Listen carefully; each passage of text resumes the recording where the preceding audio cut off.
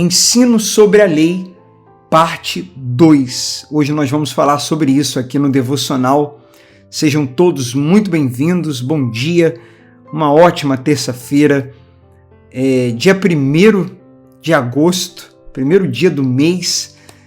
Que o seu mês, não só a sua terça-feira, mas o seu mês seja muito bom, seja produtivo. Deus te abençoe, Deus abençoe nossa vida, nossa família, trabalho, estudos, projetos, o nosso mês de agosto, que a vontade dele seja feita. Então, hoje nós vamos falar do ensino sobre a lei, parte 2. Se você não ouviu a parte 1 desse ensino, o ensino sobre a lei, vale a pena ouvir, ouça.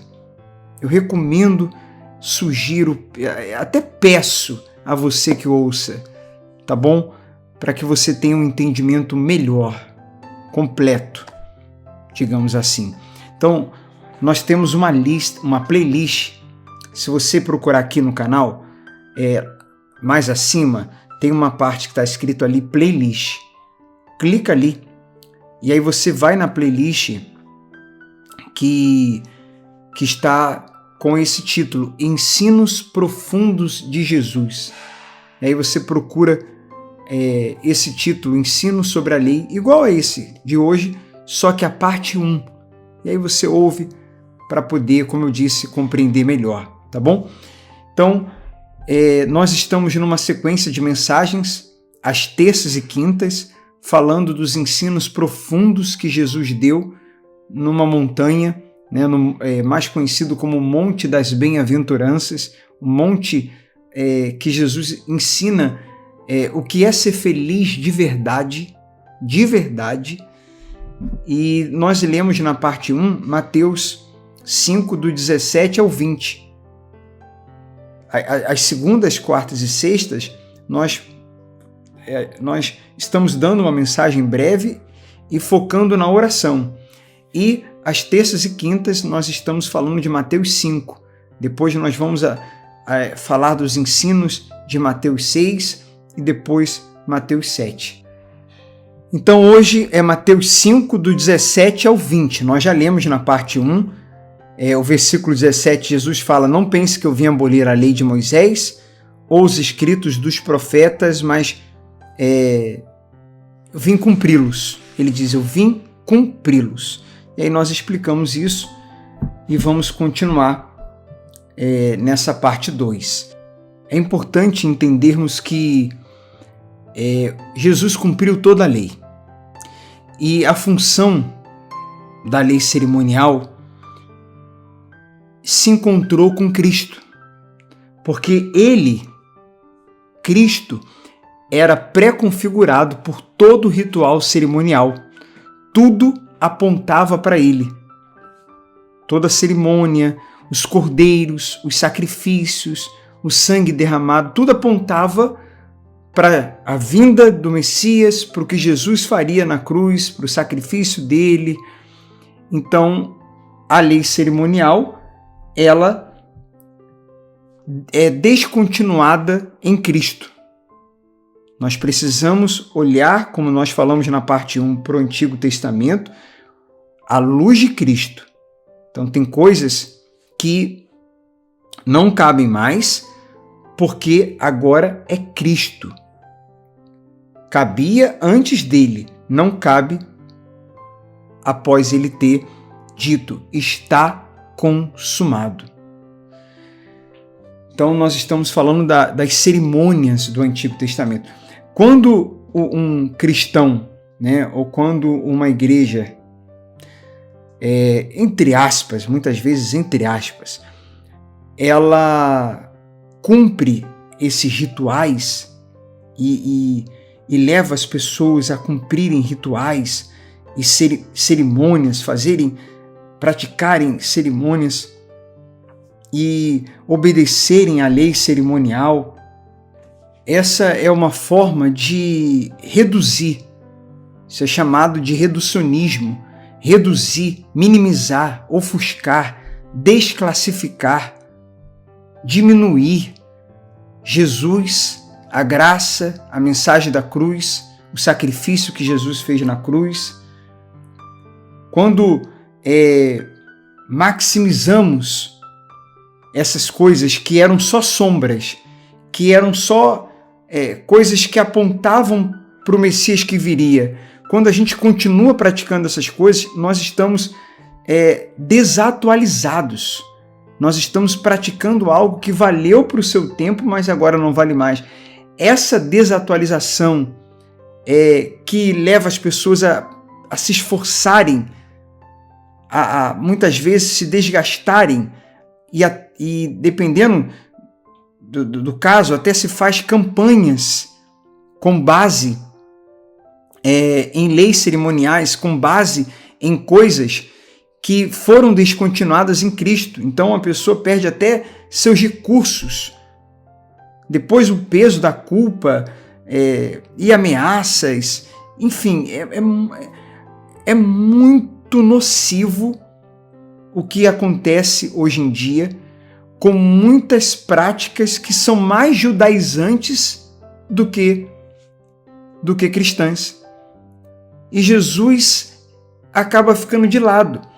É como se Jesus não fosse suficiente. É como se o que ele fez não foi completo, não foi eficaz, não foi perfeito.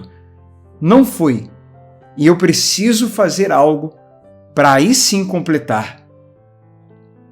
Repito, isso é um reducionismo. Isso é uma desatualização. Isso é muito sério, gente. E só compreende isso quem realmente mergulha no Evangelho. Quem compreende a graça, a mensagem da graça, de forma correta, equilibrada, bíblica. Quem realmente compreende a nova aliança. Então a gente precisa entender que a lei civil cabia para o povo de Israel. Tem muitas coisas que a gente lê na Bíblia e precisamos entender que aquilo era naquele contexto, para aquele povo, naquela época, naquele momento, e tinha sua função e sua boa função, diga-se de passagem, porque nada do que Deus traz para o povo é prejudicial ao povo, é tudo para o bem. É tudo para o bem. Porque Deus é bom. Mas o melhor de Deus veio. Ainda tem gente dizendo que o melhor de Deus está por vir. E ainda falando isso de forma materialista. Mas o melhor de Deus já veio. O melhor de Deus veio. Foi quem? Seu filho, ou podemos dizer, ele mesmo. O melhor de Deus é Deus. O melhor de Deus é Deus. É Ele. Se fez carne, veio à terra e se entregou por nós sem a gente merecer. E ressuscitou e derramou o seu Espírito. E o templo? O templo somos nós. E o altar? O altar é o nosso coração. Ele habita em nós. E quando realmente entregamos o nosso coração a Ele reina no nosso coração. Nosso coração é o altar dele. E o sacrifício ele fez.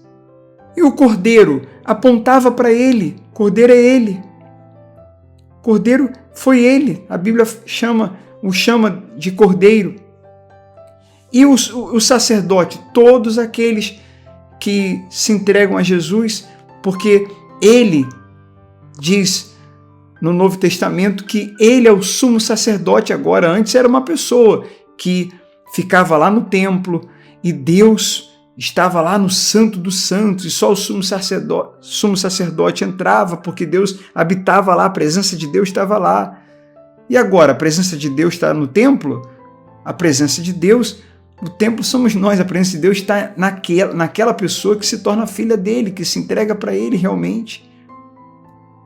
Então, precisamos ressignificar, de acordo com o Evangelho, precisamos nos atualizar. Gente, eu já falei isso aqui outras vezes, são muitos cristãos vivendo o cristianismo em parte, um cristianismo incompleto, ou seja, não está vivendo o cristianismo, vivendo um evangelho deturpado, incompleto, às vezes podemos até dizer que falso. um evangelho fake. Porque a pessoa está presa lá a coisas que, como se Jesus não tivesse vindo, como se Jesus não tivesse morrido, ressuscitado e derramado o Espírito Santo. E lá no Santo dos Santos, o véu se rasgou, nós não podemos costurar o véu não se rasgou de cima para baixo. Aliás, o véu não se rasgou de baixo para cima, o que poderia se dizer até que alguém rasgou, né? O véu, ele veio sendo rasgado de cima para baixo. O véu se rasgou, não podemos costurar o véu que se rasgou. Não podemos. Todas as vezes que a gente vive de leis cerimoniais, de leis civis,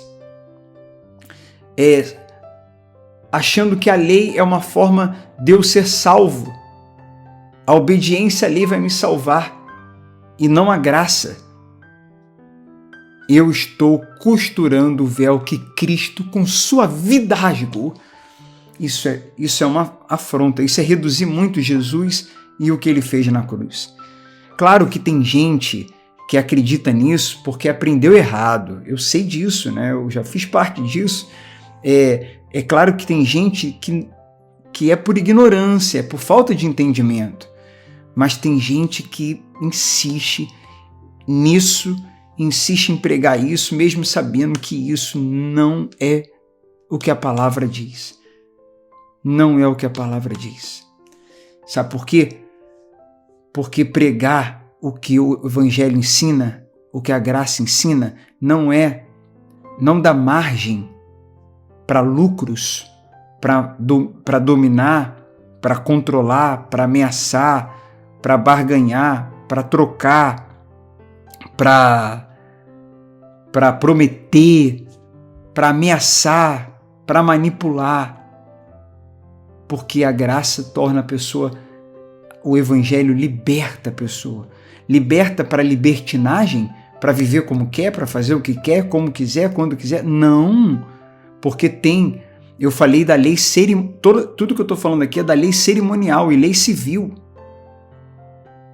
Mas a lei moral, que é o que está aqui em Mateus 5, 6 e 7, Jesus está aperfeiçoando. Por isso que eu peço a você que ouça a parte 1, que nós falamos sobre isso. Jesus está aperfeiçoando, cumprindo, atualizando, tirando da tábua de pedra e trazendo para o coração, nos dando uma nova natureza. Tem obediência, claro que tem obediência. Então, Hebreus é um livro muito bom para você ler, para nós lermos, porque mostra que Jesus cumpriu a lei. Ele disse, está consumado. A gente precisa sempre lembrar disso. Sempre lembrar disso. Então nós estamos em uma nova aliança, num novo pacto.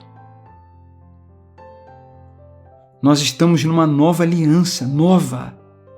Não é por obrigação que fazemos, que obedecemos. Tem obediência? Tem, mas não é por obrigação, não é por causa de querer bênção para ser abençoado ou por medo de uma maldição. É por gratidão e capacitação. É só a partir de Jesus, do Espírito Santo, da nova aliança, que o homem ele é capacitado para obedecer os mandamentos de Deus. Então a gente precisa se vestir dessa veste nova, beber desse vinho novo, colocar no nosso dedo essa nova aliança, viver esse novo e vivo caminho. A gente precisa se atualizar, voltar ao Evangelho, voltar à mensagem da cruz, compreender que a salvação é pela graça. Lá em João 8, os fariseus e escribas trouxeram aquela mulher adúltera. Moisés mandou apedrejar, falaram para Jesus. O que o senhor diz? Aí Jesus, inicialmente, deixa eles cumprirem a lei de Moisés. Só que aí Jesus fala, atire a primeira pedra. Quem nunca pecou, ele só colocou esse detalhe, né? Vai lá, cumpre a lei. Cumpre a lei. Só que a Bíblia fala que eles foram embora, jogaram a pedra no chão, foi todo mundo embora, acusados pela própria consciência. Vocês querem cumprir a lei? Cumpre. Cumpre lá. Mas atire a primeira pedra quem nunca pecou. Então Jesus está trazendo a consciência. Essa é a nova lei messiânica. Jesus não tinha pecado. Então ele seria a pessoa que poderia apedrejar aquela mulher. Só ele. Ele poderia apedrejá-la de acordo com a lei de Moisés. Mas ele teve graça com ela. Essa não foi uma exceção. Davi também deveria morrer quando ele adulterou e cometeu suicídio, segundo a lei. Mas Natan chega, o profeta, e traz a mensagem da parte de Deus e diz que o pecado de Davi foi perdoado e que ele não iria morrer. Ele anuncia as consequências, porque mesmo pecado perdoado tem suas consequências, mas a gente percebe que teve graça. O tempo todo teve graça sim no Antigo Testamento. Teve graça sim. E essa graça estava projetando o que Deus faria no futuro, nesse exemplo que eu estou dando de Davi. Leia Hebreus capítulo 10. Colossenses no capítulo 2, versículo 16 e 17. Leia. O tempo todo já estava sendo anunciado. O que Jesus ele estava tentando apresentar ali não era um posicionamento de quem veio quebrar a lei de Moisés.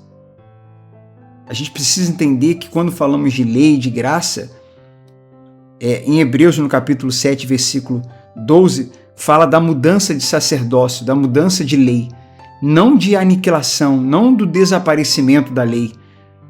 Romanos capítulo 10 fala que o fim da lei é Cristo, mas não é o fim de todo e qualquer tipo de lei. Como nós falamos, precisamos separar civil, cerimonial e moral. Civil, cerimonial, ela se encontra com Cristo. E pronto, descontinua, é Jesus agora, é Cristo. E a moral também se encontra com Cristo e em Cristo recebe o seu cumprimento, o seu novo sentido, a sua atualização, podemos dizer assim. Então, a gente está falando de uma lei que regia um sacerdócio. Não significa que não tenha outra lei a partir de agora. Jesus deixou claro que tem lei. Sabe onde ele deixou claro? Em João 13, 34, ele fala um dos exemplos que eu posso dar aqui. Ele diz, um novo mandamento vos dou. Depois, ele também fala que quem guarda os mandamentos dele, esse é o que o ama. Na grande comissão ele fala para fazer discípulo, ele dá ordem de todas as nações. Até os gentios se converteriam, ensinando a guardar tudo que eu vos tenho mandado. Então tem mandamento. Paulo falou bastante de obediência. Tem lei sim, mas o ponto de partida, como nós falamos na parte 1, é entender o que mudou. Entender o que mudou. Não foi Deus que mudou, que no Velho Testamento ele era mau, e agora no Novo Testamento parece que Deus se converteu. Não, Malaquias 3,6 diz, está escrito, eu, Senhor, não mudo. Lá em Tiago, capítulo 3, versículo 17, está escrito, nele não há mudança nem sombra de variação. É que a revelação de Deus é progressiva, mas ele não mudou. Então a Bíblia fala da mudança de lei, não de ausência de lei. Na velha aliança, a lei era para obediência, a lei tinha prazo de validade, ela tinha ritos cerimoniais que desapareceram. Antes da lei de Moisés, por exemplo, teve o dilúvio. Depois do dilúvio, Deus falou para Noé que não poderia haver homicídio e que o homicida deveria ser julgado. É um Deus de disciplina. E muitas coisas que Deus determinava era para um povo que ainda estava se conhecendo, era para um povo que ainda era imaturo, o povo tinha pouquíssimo entendimento em vários sentidos, inclusive do próprio Deus. Então a lei, naquela época, servia para disciplinar esse povo. Então nós temos graça no Antigo Testamento e nós temos juízo no Novo Testamento. Não é só juízo no Antigo e só graça no Novo. Longanimidade não é impunidade, mas a consequência existe. Nós temos longanimidade, misericórdia de Deus nos tempos que estamos vivendo.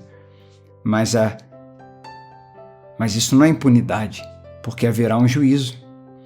Então, o que mudou foi que a capacidade do homem obedecer, que não existia, ela nos foi dada na nova aliança, a partir do derramamento do Espírito Santo, fazendo um novo nascimento. Então, a graça que nos salva, sem a gente merecer, por meio da fé em Jesus, ela nos aperfeiçoa, ela nos transforma de forma progressiva.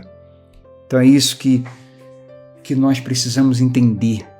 Vale muito a pena se você ainda não entendia isso, ouvir novamente, se for o caso, ouvir a parte 1, escrever, tirar qualquer dúvida se você tiver aqui nos comentários, pode enviar no privado, qualquer dúvida que você tiver sobre graça, sobre lei, sobre antiga e nova aliança, você pode nos enviar e com todo prazer nós vamos lhe responder, tá bom?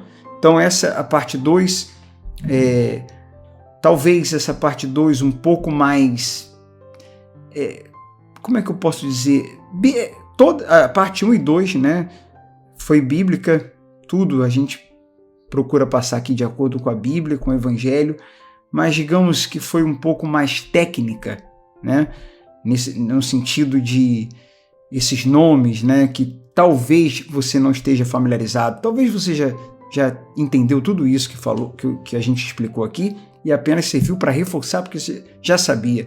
Mas se foi a primeira vez, se você está entendendo agora esse assunto, então vale a pena, como eu disse, reler, anotar, pesquisar, conferir, perguntar, até que esse assunto esteja bem claro na sua mente. E a gente está à disposição com todo amor para ajudar, tá bom? Então, hoje, como a gente se estende aqui na mensagem, vou deixar vocês à vontade para orarem aí, eu vou orar aqui também. Primeiro dia do mês, vou orar por todos vocês que participaram do devocional. Quem puder comentar, deixe algum comentário, nem que seja um emoji aí, uma mãozinha, né, de amém. Escreva alguma coisa aqui que eu vou estar orando por vocês, tá bom? Vou estar orando por vocês, peço que orem por mim também e vamos em frente. Deus abençoe sua vida, sua família, o seu nosso mês de agosto. Não deixe de orar, não. A mensagem foi dada, agora ore. Escute uma canção cristocêntrica, um louvor, louve a Deus. Completa aí o teu devocional, tá bom? Um abraço a todos e até o próximo devocional. Tchau.